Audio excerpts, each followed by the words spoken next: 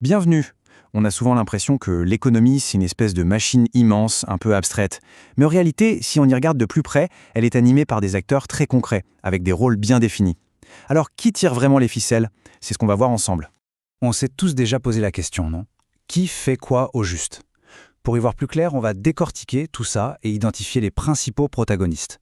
Voyez ça comme les personnages principaux d'une grande pièce de théâtre économique. Alors, avant toute chose, il faut qu'on s'entende sur un terme clé. L'agent économique. Qu'est-ce que c'est? En fait, c'est tout simple. C'est n'importe quelle entité qui prend des décisions économiques. Ça peut être une personne, une entreprise ou même un gouvernement. C'est notre unité de base. Pour s'y retrouver dans tout ça, les économistes ont une méthode. Ils utilisent deux critères, deux règles d'or, qui sont toutes simples, mais super efficaces pour classer chaque agent. Voyons voir ça. Donc voilà le truc à retenir. Pour chaque acteur qu'on va rencontrer, on va se poser systématiquement ces deux questions. 1. À quoi il sert? Quelle est sa fonction principale? Et 2. D'où vient son argent? Quelles sont ses ressources? C'est notre grille de lecture pour tout comprendre.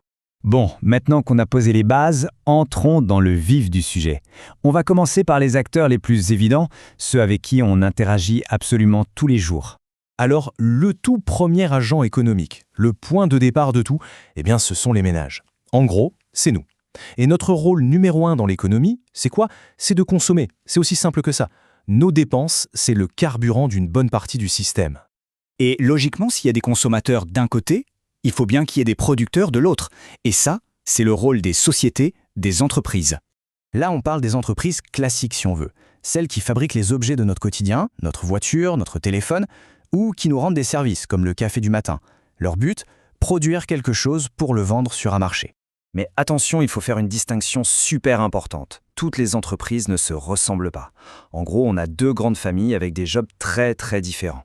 Et voici la deuxième famille, les sociétés financières. Elles, leur produit, c'est l'argent lui-même. Elles ne fabriquent rien de physique. Leur rôle, c'est de faire circuler l'argent, à travers des prêts, des assurances, des placements, les banques, les assurances. Bref, c'est un peu le système sanguin de l'économie. Ok, jusqu'ici, on a surtout parlé d'acteurs qui évoluent sur un marché qui cherche le profit. Mais l'économie, ce n'est pas que ça. Il y a aussi toute une sphère qui fonctionne différemment avec un but collectif. Et là, on a un acteur vraiment à part, l'État, qu'on appelle aussi les administrations publiques. Sa mission, ce n'est pas de faire du profit, mais de fournir des services essentiels pour tout le monde, comme la santé, l'éducation, et de redistribuer les richesses. Et pour financer ça, il s'appuie sur les prélèvements obligatoires. En clair, nos impôts et nos cotisations. Et ce graphique, il est très parlant, hein? On voit tout de suite que la grande majorité des ressources de l'État vient de là, des impôts et des cotisations sociales. Ce sont vraiment les deux piliers de son financement. À côté de l'État, il y a un autre type d'acteurs non marchands, les ISBLSM. Bon, le nom est un peu barbare, ça veut dire institutions sans but lucratif au service des ménages. Pensez tout simplement aux associations, aux clubs de sport, aux ONG. Leur but, ce n'est pas de gagner de l'argent, mais de rendre un service à leurs membres. Et là, c'est la grande différence avec l'État. Leurs ressources, elles ne sont pas obligatoires. Elles viennent de contributions volontaires, les adhésions, les dons. Personne n'est forcé de payer. C'est une distinction fondamentale.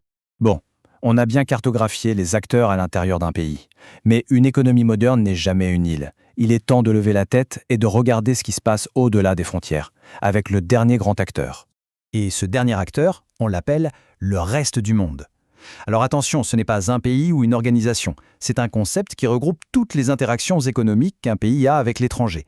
Les importations, les exportations, les investissements, tout ce qui traverse les frontières, c'est ça, le reste du monde.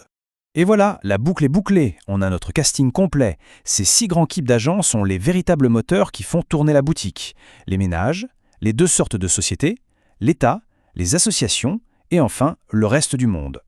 Mais s'il y a une chose à retenir de tout ça, c'est que personne ne joue dans son coin. Tous ces acteurs sont connectés, interdépendants. C'est un immense puzzle où la décision de l'un a forcément des conséquences sur tous les autres.